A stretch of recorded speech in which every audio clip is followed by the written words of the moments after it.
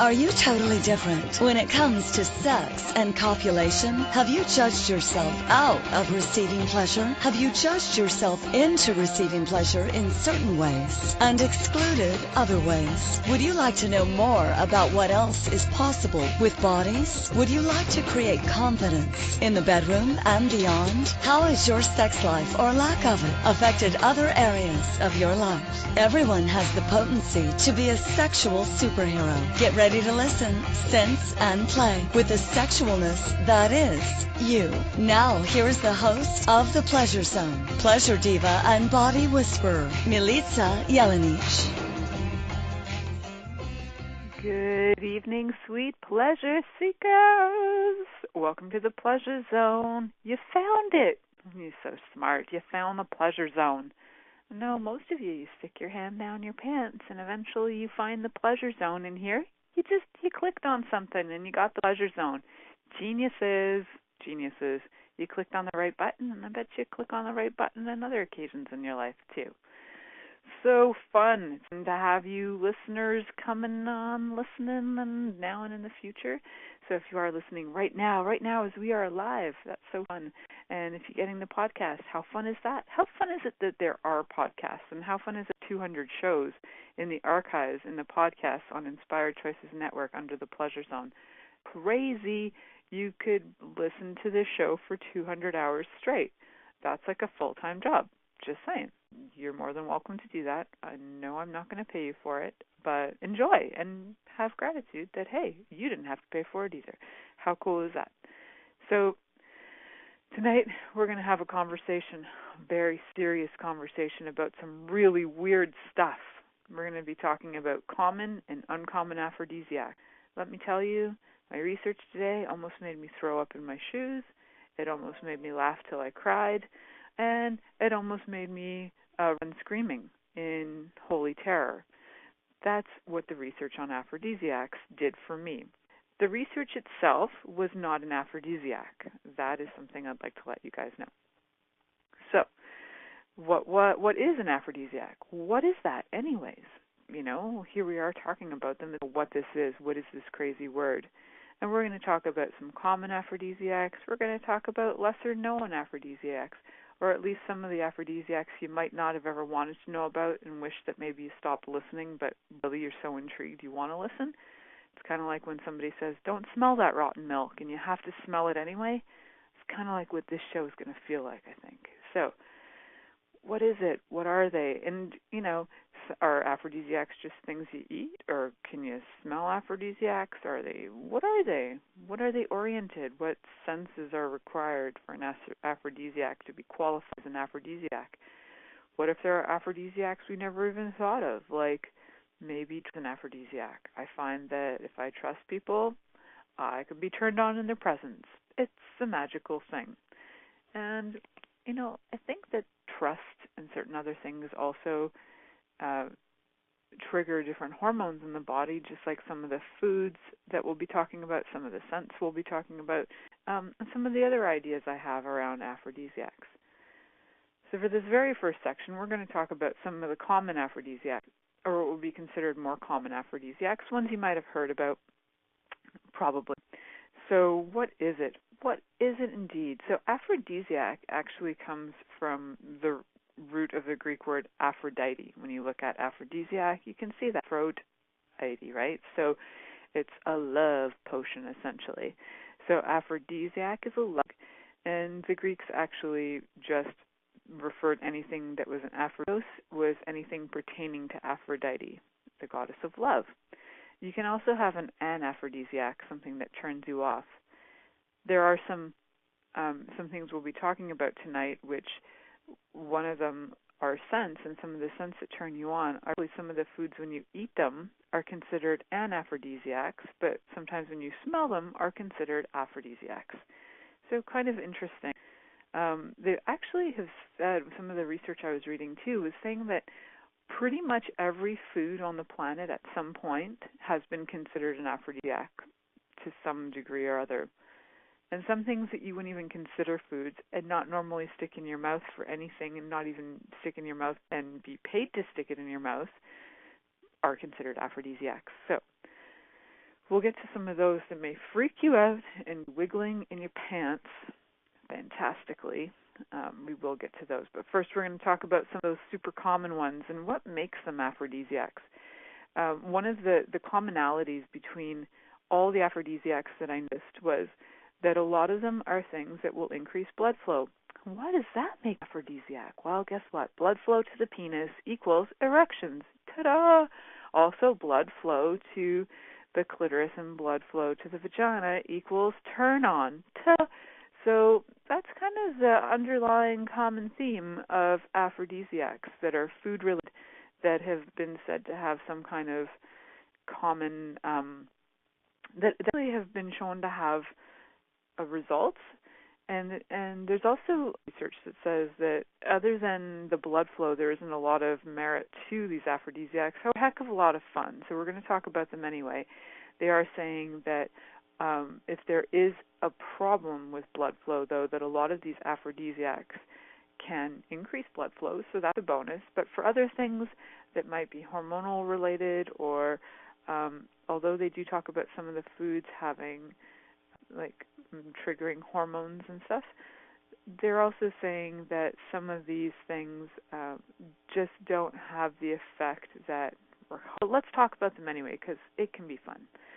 So one of the first ones, I'm going to take a deep breath, because I'm sitting in an interesting position on my bed, all cozied up, surrounded by my big comfy blankie, and I'm in like this awkward yet comfortable position, but it's only awkward for talking. It's awkward for, say, like receiving oral sex. It's a great position for that, but it's just not the best position for talking on the radio. But now that I've given you guys that visual, is that visual like a bit of an aphrodisiac for you?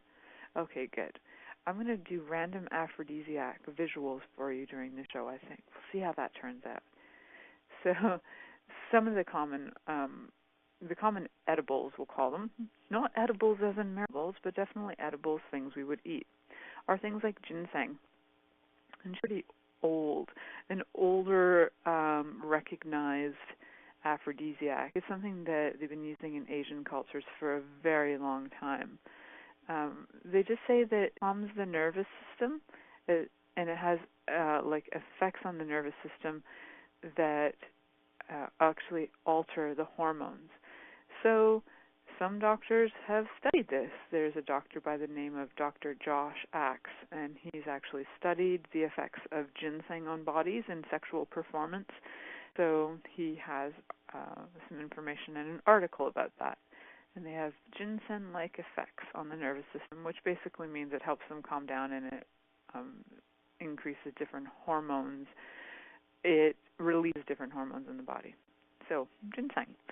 Number 2, we have quite a few of these, so don't worry about listing them. You can listen to this over and over again. I found this information in articles from Cosmopolitan, Reader's Digest, some other kind of, those were the 2 main ones that I used for the common aphrodisiacs, in case you guys wanted to look them up. So apples is another one that is a pretty cool aphrodisiac, which you can get everywhere and anywhere, pretty much. In North America, apples, we have them growing down the road in the fall. You can find them just dripping off of trees that are like 120 years old, and it is free aphrodisiacs falling off trees all over the place. They call them deer apples, and I don't know if it turns the deer on or not, but apparently it's going to turn people on. So, which is funny, because actually apple seeds have, if they're poisonous, they have arsenic in them. So I suppose as long as you just eat the apple, not the seeds, you won't be turned on. You'll just be turned on. But if you start eating too many of those seeds, mind you need to take a lot of those seeds, you could die. Just saying. So saffron is one. So some of these you're going to notice are pretty common foods, and some are foods you might not have used that often in your life. And some of these you might just want to like go home and make a meal made out of every single one of these things I mentioned. Wouldn't that be crazy? It just might taste so good that you're turned on. It's hard to say. So let's get back to saffron. So saffron apparently has an impressive evidence that it has an effect on sex. Saffron has a history as an aphrodisiac dating back to Cleopatra, and she reportedly actually in saffron milk for its aphrodisiac qualities. So they're saying that recent studies are showing that saffron also helps increase sperm motility, which means like the lifespan of sperm in infertile men, and also in their like movement and their speed and basically their vitality, their motility in infertile men, and it can decrease some of the sexual side effects from taking certain antidepressants. So we've talked about that on some of the others about how different drugs will affect your libido, and so they will essentially strip you of your libido completely. And so they're saying that saffron might actually be a way to, ingesting saffron would be a way to change that up. Kind of an interesting thing to try. I know that in Canada we can get saffron at Bulk Barn. So it comes in little tiny strips. It's very expensive. I don't know how much of it you actually need, but I think, when you're spending a lot of money on something, you also have calculated in your brain that this needs to work. And of all the things, I think your brain's thoughts are some of the greatest aphrodisiacs. So, having a huge belief system put in place, like this has got to work, this will work, this will work. It's our thoughts that can actually create a lot of the effect, sometimes more than whatever is contained in the foods themselves. So we're going to move along to the next one, which is kind of fun too. It is hot chili peppers. So hot chilies, red hot chili peppers, they just weren't the sexiest guys on the planet with great music, but they were also an aphrodisiac. So the chili peppers, they say, because of the capsaicin makes the chilies hot. So capsaicin is the stuff that makes the burn happen. And it will, when you stick it on your tongue, it stimulates the nerve endings, and then it releases adrenaline and epinephrine in your body. And it's like, whoa! Well, because it's pretty much because your body thinks it's on fire and there might be something wrong, so it's got to give you an adrenaline rush to go into survival mode. So it increases your heart rate and releases endorphins. So it's kind of like shocking your body into being turned on in a way. So that one is definitely for ingesting, not rubbing on the body. Like you don't want to rub hot chilies on somebody's nipples, and you don't want to rub hot chilies on a penis or on a vulva or an anus or any soft, sweet spots of the body. So that is a reminder. Do not rub hot chilies on any sensitive body parts. And I actually say this with sincerity and not like a total joke, because I know somebody who hot peppers forgot about it. They were like cooking, forgot about it, went to masturbate, and lived in holy come to Jesus moment by basically having like a burn effect. And so it took a while to heal that, and that was the capsaicin from hot chilies. Yeah, so that wasn't just because I thought that was funny to say. It's actually because I know somebody that happened to. In most cases, I know somebody that something has happened to. The second half of this show, I don't know anybody that's taken any of the aphrodisiacs that we'll be talking about. And not only do I not know anybody who's taken them, if I did, they would probably never admit to it. So we'll be talking about a little bit more on the common aphrodisiacs and get into some of the more uncommon and verging on the side of freakish aphrodisiacs. But first we're going to have a commercial break. So you're listening to The Pleasure Zone here on Inspired Choices Network. Back after this commercial. Many of us have created a lot of limitations around sex and what we are willing to choose. What else is possible beyond what we have already seen, heard, or thought of? What if now is the time for a totally different sexual revolution, taking the taboo out of all aspects of sex, sexuality, and copulation by tuning in to the Pleasure Zone radio show with body whisperer Milica Jelenic. You'll receive tools, inspiration, and a foundation to allow yourself to receive more in your sex life and quite possibly other areas of your life as well. Listen for the Pleasure Zone with Milica every Monday at 8 p.m. Eastern Time, 7 p.m. Central Time, 6 p.m. Mountain Time, and 5 p.m. Pacific Time on InspiredChoicesNetwork.com.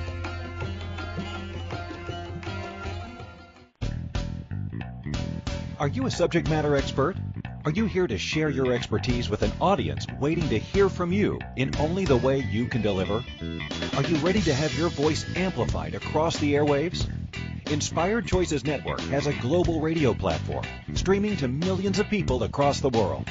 Professionally produced and supported by an accomplished team every step of the way, you can broadcast from anywhere in the world, knowing your voice matters, and we ensure it is delivered with ease and efficiency. Eager to hear your message, the world awaits. Contact us today to become an Inspired Choices Network radio host. Email becomeahost@inspiredchoicesnetwork.com.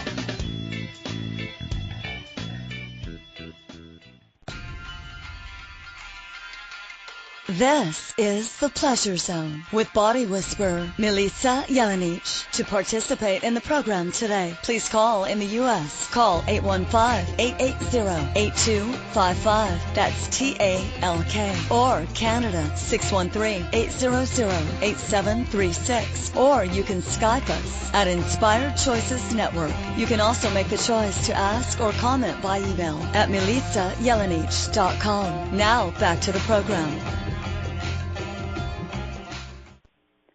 Hello, everyone. Sweet pleasure seekers, you came back. Thanks for coming back. You guys are the best.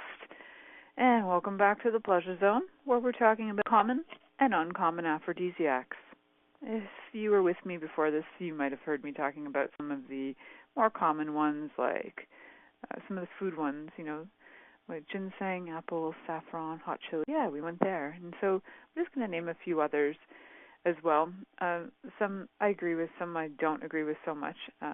Figs, I'd have to say I agree with figs because of, they taste good for one. They're high in amino acids, and amino acids that actually boost sexual stamina and increase libido. So I'm all for figs. They also talk about asparagus, which they say which is high in vitamin E and can increase blood flow. What I don't agree with this asparagus is that because of the smell that comes out from your urine with asparagus, and that if you're like hypersensitive to smell, that maybe eating asparagus might turn you on, but the smell of asparagus in somebody's body through sweat or urine might be a turnoff. And even though they might have, for example, they might have had asparagus and they didn't like pee on you, you would maybe smell that through their pores, so maybe not so attractive. So I don't really agree so much with asparagus other than the vitamin E quality. Avocados are one they say. Aztecs would say that avocados were definitely an aphrodisiac because the way they pronounced it, ahuacal, I think I'm pronounced ahuacatal, like avocado, actually means testicle. So a lot of these foods, they, claim that asparagus look like penises, but honestly, if I saw a penis that looked like an asparagus, I would run for the hills. I'd be like, what kind of funky disease do you have going on? But I agree, avocados do look like testicles, so I'm all for avocados. Bananas also look like a penis. You'll notice a lot of these look like penises, testicles, and that's maybe the commonality here. So bananas are, high in all kinds of vitamins, but it's particularly the vitamin B12 that's supposed to increase your energy levels while you're having sex. So good times. Eat lots of bananas, boys and girls, and potassium's good for you too and all that jazz. So chocolate's another one. If you ever look like at the cacao bean kind of also looks a bit like a testicle, just saying. And they say too that there's a stimulant that actually excites a sense of well-being. That sense of well-being helps you to feel a little turned on. So that's kind of fun too. And oysters, when you look at an oyster, I don't think that it looks like a testicle per se, but when you get inside of it, it's kind of got like a sac with this thing inside of it. It's kind of like a testicle. I don't know. I'd say that most people would say that oysters are more like clams, and they refer to those more like, so that could be a turn on. And, you know, there's an urban legend that actually Casanova once seduced a virgin by sliding an oyster from his lips to hers. And so, you know, that would make it an aphrodisiac right there, because a man got a virgin with that. So naturally, that's an aphrodisiac. They also contain a lot of zinc. Zinc is actually good for a few things. It's also good for your pancreas, if you didn't know that. So great for people who have diabetic stuff going on. That's a side note that's related to the show. And zinc also is really important in the production of testosterone and sperm production. So all good qualities to have. That doesn't necessarily like give you a boner. It'll help you have a happy time with your testosterone levels. Pomegranates, again, some may say they look like testicles. Hard to say. They might look like strangely different breasts, maybe. Maybe they look like ovaries. I don't know. Let's go with this, guys, that probably all these fruit in some way or other looks like genitals. And that's what the other part of the common theme is. It gives you increased blood flow and probably looks like a genital. But I think like almost everything in my brain can look like a genital. So there you go. So pomegranates. Side note, pomegranates were like considered foods of the gods, so who wouldn't want to have those? That's a side note. And poms are full of oxidants, so that increases it increases more blood flow, but it also decreases inflammation and stuff. So that's good. Helps with your heart health. And you can drink it as, if you don't want to eat it with all the seeds and try and make your way through a pomegranate, you can just get plum juice, and that's good times too. Red wine is also said to help with that. I'm just going to name a few of these. Red wine, salmon, almonds, vanilla, watermelon, honey, coffee, strawberries, cherries. And that's the list of common aphrodisiacs. Some say whipped cream, but then right after that it says no dairy products. So hello, very confusing. It's not aphrodisiac. It's just fun to play with, I think. So what makes an aphrodisiac, right? What is that? Well, the common factor is that it's supposed to turn you on, get your love juices going. Aphrodite, goddess of love. It's all about your love juices. It's the love drug. And these drugs date back to as early as the 4th century BC. Now, just for fun and for your entertainment, you may want to, I'm just giving you guys a warning at this point. This may get weird, and you may vomit. And it's all good. It's all just information. So let's take a deep breath, and we're going to go in with a completely open mind, because I need to, because some of these get me going, what? I think I'm going to vomit. So we're just going to keep having some fun on this, and we're going to talk about the uncommon ones, okay? So here we go. So one of the uncommon on the list is, so this one's a little hard to swallow, and I think it would actually be hard to swallow, it's actually from the Philippines. It's called, and I don't know if I'm going to pronounce this right, it's called balut, B-A-L-U-T. It's a boiled duck egg that still contains a duckling embryo. So I have a picture of that. I almost vomited, I have to say. So it's actually a kind of like a street food in the Philippines and in Vietnam. It's considered to be the equivalent of Viagra to men in the Philippines. It's really high in protein and it's considered an energy booster to stir your sexual desire. And I'm like, that's a baby embryo, and there's a baby in there. Oh, yuck. Okay, that's just my interesting point of view that that's yuck, but I don't really have a lot of points of view on a lot of things, and then sometimes I do research and I'm like, wow, I have a point of view about that. Cool, now I know. Here's another one that you may find you may also have a point of view about, because it's definitely different. It's called ambergris, and I'm going to spell it for you. A-M-B-E-R, like amber, G-R-I-S, ambergris. It's a delicacy, all right. It's something that you're not going to fasten. Definitely not very often, unless you've been walking down a beach and you happen to come across whale vomit. Yeah. So this is actually from a stomach, or it's basically vomited out of a whale's stomach.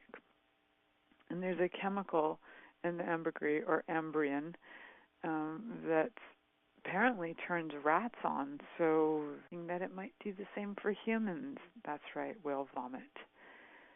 Yeah, just sit with that for a second while you just about create your own vomit, right? Yes. And there's another fun one called bird's nest soup. Now, my mom was a chef she actually went to chef training. She was the second year of women that was allowed to do chef training in Toronto at George Brown College. Women weren't really allowed to be chefs until in the last 50 years, really. It's kind of amazing. And although they could cook at home, they weren't allowed to be chefs in restaurants so much as, they could help, but they weren't top chefs. So I remember my mom talking about this. She didn't eat it, but she knew about it because she had an Asian roommate. So she learned a lot of stuff about food that we normally don't hear about, like the average person might not hear this. So it's called bird's nest soup. It's a really rare dish. It goes for $900 a pound. So what occurs is they actually find nests in the wild, and finding these nests can be dangerous. So it comes from a specific bird, and if you can get apparently it's quite amazing. And then you make the soup out of the saliva and the swiftlets from the nest. All the stuff I'm almost going to vomit talking about it, but it's all the stuff that actually makes the nest stick together. They make a soup out of it. Yes, they do. Good times. I know there's going to be a lot to use for social media quotes on this show because a lot of these are going to make most people throw up. There's another one that may make you also want to jump out of your skin. And then I'm going to move on to some other stuff, and I'm sure you guys can find some of this stuff that will just about churn your stomach in your own discoveries. So there's one called kazumarzu, which means rotten cheese. It's a Sardinian product. It's actually banned in many places around the world. Why? Because it contains live maggots, and those maggots can jump out into the eyes, and if they're still alive as they pass through from your mouth into your guts, you can have some serious problems. You could probably die. They don't say that extremeness, but if animals eat animals, if parasites like maggots through your guts, internal bleeding, there's all kinds of things they haven't mentioned in the article. I'm thinking, whoa. But the Sardinians are hardcore in believing that that's an aphrodisiac. So maggot-filled cheese, yes, I'm leaving you on that. So yes, I will stop. Most of you need a break to go vomit, I understand. So that part of the show was not an aphrodisiac. I get that. So we're actually going to get back to turned on and give them a little break. So just Pleasure Zone here on Inspired Choices Network, and we're going to be right back after this commercial break. Many of us have created a lot of limitations around sex and what we are willing to choose. What else is possible beyond what we have already seen, heard, or thought of? What if now is the time for a totally different sexual revolution, taking the taboo out of all aspects of sex, sexuality, and copulation by tuning in to the Pleasure Zone radio show with body whisperer Milica Jelenic. You'll receive tools, inspiration, and a foundation to allow yourself to receive more in your sex life and quite possibly other areas of your life as well. Listen for the Pleasure Zone with Milica every Monday at 8 p.m. Eastern Time, 7 p.m. Central Time, 6 p.m. Mountain Time, and 5 p.m. Pacific Time on InspiredChoicesNetwork.com.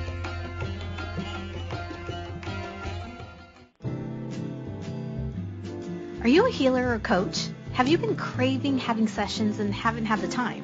You know that you can be a greater gift when you look after you. Is now the time? Join a group of beautiful healers and coaches, men and women from around the world at a quaint retreat in Prince Edward County, Ontario, Canada, April 5th through 8th, 2019. Enjoy great food, trades with colleagues, and professionally led group sessions. What would your life be like if you gifted this to you? For more information, contact Milica at www.milicajelenic.com.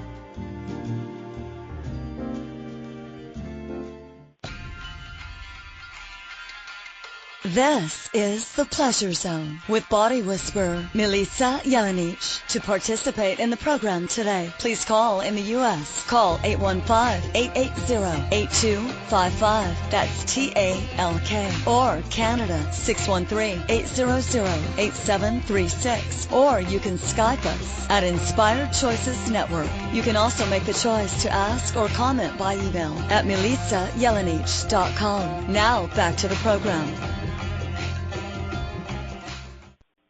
Hello, sweet pleasure seekers. Welcome back to the Pleasure Zone. Tonight we're talking about common and uncommon aphrodisiacs. So as you've been listening, you might have noticed that some of the things that I've been saying, you go, oh yeah, I like strawberries. Oh yeah, I don't like whale vomit. But, you might be like, oh, I wonder what would possess people to think of using those. So, you know what? I think what a true aphrodisiac is something that your body is turned on by. So as Marie Kondo would say, what sparks joy in your body? And there's food that can definitely spark joy in your body and get your body feeling alive and excited. Now that would be an aphrodisiac. So your personal aphrodisiacs will be very different than the list. You might have allergies to strawberries, so eating them and having your throat swell up and ending up in a hospital, not so sexy. You might be allergic to oysters, thinking, oh, you know what? Somebody said that will increase my sex drive. But having never had an oyster in your life, and you go to eat it, and then you're like dying, not an aphrodisiac. So totally encourage you to check for what turns it on. You might be that person who loves hot chilies, but then, your lover might be that person who, if they eat hot chilies, they have burning poo the next day, and that's not sexy for them. So got to check your body. Like, body, what's an aphrodisiac for you? So one of the questions in the chat room is, with strawberries, is it the actual fruit or the sensations with our taste buds? So they actually say that it's the actual fruit, that there's a little bit of a history behind strawberries. One that is, when they talk about strawberries, they say that strawberries, they actually look like a heart shape. And there is like a Greek myth that goes with that, which let me see if I can find that. So the legend says that strawberries originated from the heart-shaped tears of Aphrodite after she learned of her lover Adonis's death. Modern-age strawberries are anything but a bummer. But some of the strawberries used to, and if you've ever had wild strawberries, it can be very small and very sweet. And then there are other strawberries you can get, depends on their breed. They can be more sour, so it depends on the strawberries you've got, where they're growing, minerals are in them, what breed they are. but it's actually the vitamin C that helps for the production of sex hormones when it comes to strawberries. Helps with the chemical neurotransmitting to increase libido. So, yeah, vitamin C in general is great for reducing inflammation and assisting with your immune system being healthy, and just vitamin C is just one of those things that bodies require. So, yeah, strawberries. Isn't that cute? Yeah, good times. Well, part of, vitamin C, like inflammation. If your body has less inflammation in it, it will have less pain and less cramping and less all kinds of stuff. It'll also have less gunk, that sludge, like, for example, like yeast, right, which slows you down, loses your energy in general. So if you're killing off the things that are pulling energy out of your body, like yeast infections, then you'll increase your energy, also increasing your sex drive. Yay! So vitamin C is great for, on a really practical level, for helping the body heal. So let's get some fun aphrodisiacs that are scent-oriented. And I think some of these are really cute. I looked up a bunch of them, but there's some really common ones. There's, for example, we know that human pheromones, ironically, this wasn't in any of the stuff that I found, but human pheromones are an aphrodisiac. Like, I find even, like, I'll home and wherever, if I've been out for the day, my husband loves smelling my neck. His favorite thing in the world to do is, before he'll do anything, I will hardly ever get kisses from him, but he'll smell my neck like every day, like 5 times a day. Even before bed, he'll just lean over and smell my neck. I like smelling his pits. He likes smelling my neck. We're two little freaks sniffing each other out, like puppies, essentially. And so, and then it makes his body really happy, and it's like, I can just see his whole body relax when he smells my neck. So it's really cute. And so some scents are not scents bottled up that you can buy. Some of them are you. And how cool is it if you can be an aphrodisiac for your lover, right? That's very fun comments in the chat room. I dare anybody to go in there and find out more about my private life. So it's, yeah, how fun is it? Just, like, play with that concept. What if the smell of you is the greatest aphrodisiac for your lover, right? So I think that's a pretty fun thing to contemplate. And if you don't feel like it is, like, can you ask your body to, allow its smell to change to be the greatest aphrodisiac for your lover? So it's, I think more and more when you look at how people have tried to create perfumes throughout history, a lot of perfumes are trying to mimic basically pheromones from people's bodies. And they've never really met pheromones because everybody's body is completely unique and will give off a different sort of nuance to different people. So my nuance for my husband may be different than a nuance I might give off around somebody else. Might be a different nuance that I give off even in front of my daughter, right? So your pheromones will be directed at the person around you. Your body's intelligent that way. Your body knows who it would like to be attractive to. And your body also change smells. For example, my body can get a super funk going when I'm really not interested in it. Like, I'm kind of like a skunk, and my body will go like skunkified and will let off a smell that I'm like, holy jeebs, like, man, my body is not interested in anything with somebody when it goes into skunk mode. It's pretty funny, and it's so smart. So, body, you're so smart. Thank you so much. So remember to thank your body, talk to your body, and ask your body, what if I could be, what if we could smell like the greatest aphrodisiac for our lover? Good time. And if you're just not buying my game on that, and you're like, I don't know how to do that crazy thing called asking, I don't know how to ask, and I don't know how things are going to change. So I just want some real hard evidence here, lady. Give me something real. Well, I'm going to give you something real. So some real things that you can do, real, like, because they're so real, they're not real. They're scents that you'd have to add to your body, like jasmine. Jasmine is super popular as a perfume scent, and it's considered an aphrodisiac for both men and women. Lavender, as well as different florals and cedar and patchouli. They've used for hundreds, I would think thousands of years. When you look at ancient temples, Hindu temples, you could get oils outside of them. People were using these scents for a very long time, probably also to mask the smell of dead burning. But fantastic also for smelling something nice in the air. And there's also things like ylang ylang, spelled ylang. Some people call it ylang ylang. I call it ylang ylang. It increases libido.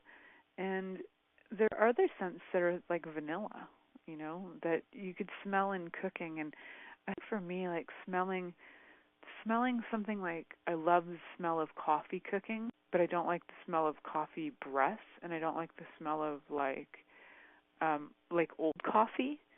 Like if coffee's sat in a pot for a few days, not so attractive. But I like the smell of fresh coffee. And I could just like put coffee in a room and use that as like a room scent instead of, some people like put in lavender room. I could just have coffee smell room. It smells so good. And there's a comment in the chat room that one of the listeners really loves the smell of man's sweat. Me too, by far. I have smelled some man's sweat that I don't like, but I don't like if I'm attracted to somebody, their sweat is like gold to me. So it's pretty fun, and I love that. And bread is another smell. I love the smell of baking in general. So all these smells that just like make your body go, yummy. Like I love the smell of chocolate chip cookies baking, and like melted chocolate. I love that smell too. And even though I don't eat meat, I love the smell of roast beef. And it's weird, but I love that smell. It reminds me of my grandma. I also love the smell of roasted potatoes with onions. And another strange smell I love is this combination smell that reminds me of my other grandmother, which is, I had this little old European grandma. Well, she was little to me because I'm like 6 feet tall. She was probably 5'6". I don't know. She was tiny to me though. And she always had flowers, and they're called night stalker in English. And the smell comes out like when the sun goes down, the smell comes up. So in the summer, my grandmother would pick these night stalker flowers, and they would bloom. And the flowers are incredibly small, but they're so the smell is so distinct and so beautiful. And you could just bring like one flower bud in your room, and your whole room would smell like night stalker. The combination of night stalker and my grandma's bean soup together is like an ideal smell for my heart. It makes my heart so happy. So I hardly ever get that smell in combination together unless it's summertime, and it happens to be a year that I grew night stalker, which doesn't happen very often.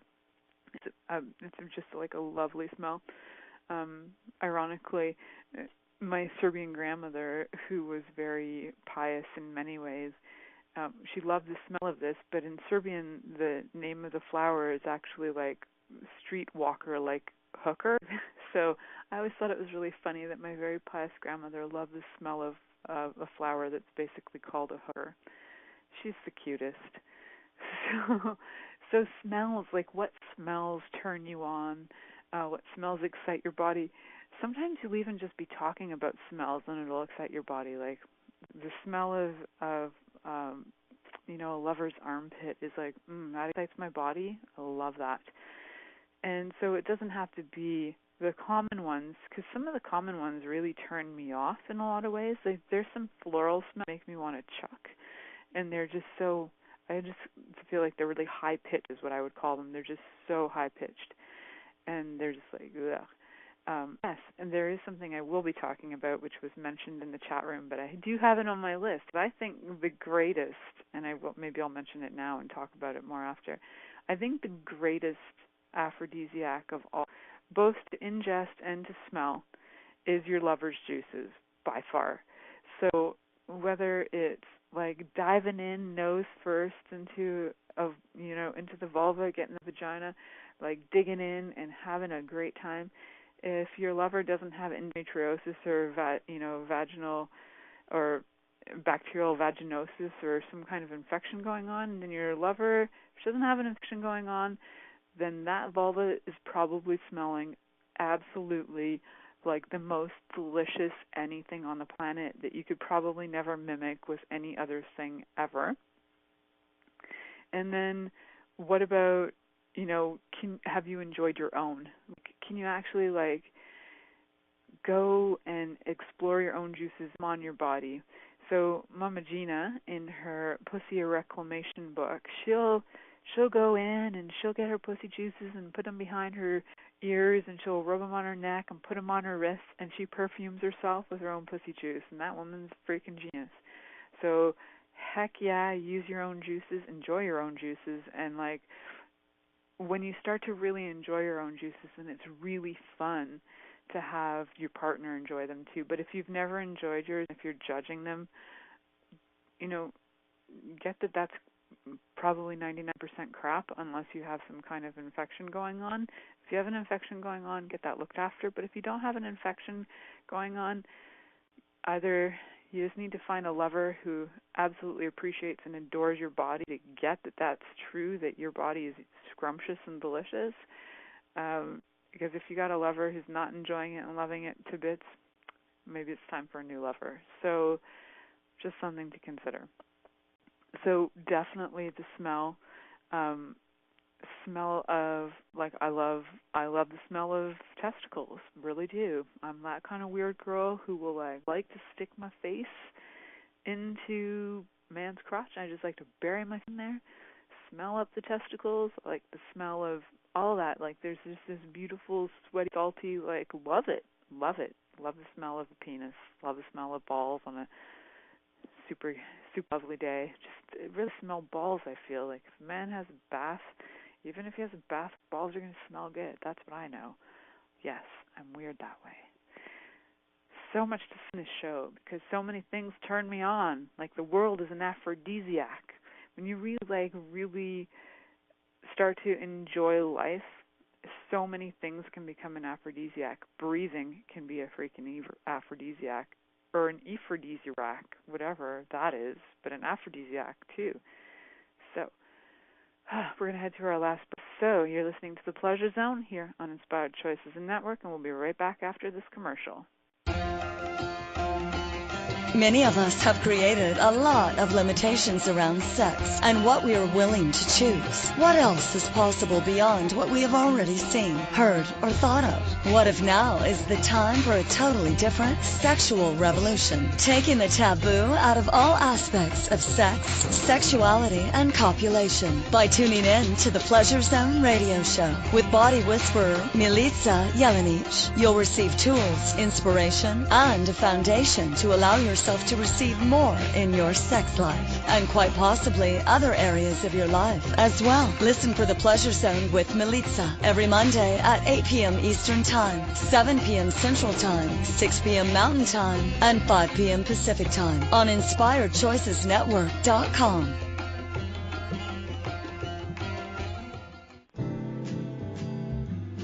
Are you a healer or coach? Have you been craving having sessions and haven't had the time? You know that you can be a greater gift when you look after you. Is now the time? Join a group of beautiful healers and coaches, men and women from around the world at a quaint retreat in Prince Edward County, Ontario, Canada, April 5th through 8th, 2019. Enjoy great food, trades with colleagues, and professionally led group sessions.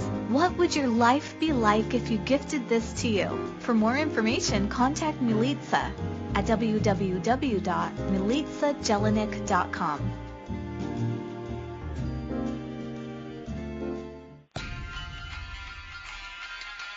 This is The Pleasure Zone with body whisperer Milica Jelenic. To participate in the program today, please call in the U.S. Call 815-880-8255. That's TALK. Or Canada, 613-800-8736. Or you can Skype us at Inspired Choices Network. You can also make the choice to ask or comment by email at milicajelenic.com. Now back to the program.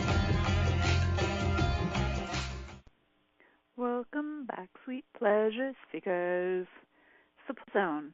What have we been talking about today? Let's do a little recap. We've been talking about common and uncommon aphrodisiacs.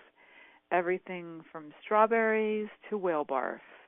Everything from chocolate to your lover's neck. All of that and everything between. And there are some things, like I mentioned at the top of the show, that there are some things that maybe when you eat are not an aphrodisiac, but when you smell are. Something like popcorn actually falls into that category. They say that popcorn is one of those erotic scents. My mom would just, it smells like people who have peed their pants and then the pee dries. So everybody's very unique in that front. If you tried to turn my mom on with popcorn, that would definitely not work. So know what is a turn-on scent for your lover and what isn't. My dad would have the theory that smelling like garlic would be an aphrodisiac to him because he thinks it smells fantastic. Meanwhile, everybody else who smells his breath and his sweat after his 32 cloves of garlic that he eats every day of spring kind of want to run away. It does get his blood cleaned up and going, so it could be an aphrodisiac for him and that his blood's pumping better, and I don't really want to know the rest, but saying sometimes what you think is an aphrodisiac for you might not turn your partner on. So check that out. Arrange what works for you guys so the smells are working for you, getting you turned on, getting you going, getting you aroused. Before we leave for the day, I want to let you guys know you might have been listening to commercials or you might have zoned out, and that's okay too if you did. We have something really cool coming up April 5th to 8th, 2019, if you're listening to this in the future. I have a retreat going on in Prince Edward County, Ontario, Canada. There are a couple of spaces left for coaches and healers if you're interested in coming out for a weekend of trades, fun, play. Vegetarian meals are all included in the event along with accommodations. You just need to locate me, find me. You can find me on Facebook if you like. The event is also on Facebook under Spring Coaches and Healers Retreat. So you can find the information on there. Or send me a message through my website as well. So milicajelenic.com. That's MILICAJELENIC, and you can send me a message through my website. That would work as well, or through social media, through Facebook. I get those pretty fast. So until I hear from you guys again, unless you're writing to me sooner, stay tuned in and turned on until next week when we're going to talk about the do's and don'ts after everything. Thank you for choosing to listen to The Pleasure Zone. Milica Jelenic will return next Monday at 8 p.m. Eastern Time, 7 p.m. Central, 6 p.m. Mountain, and 5 p.m. Pacific on InspiredChoicesNetwork.com. We hope you'll join us. Until then, have the best week of your life by choosing to be turned on and tuned in to your body.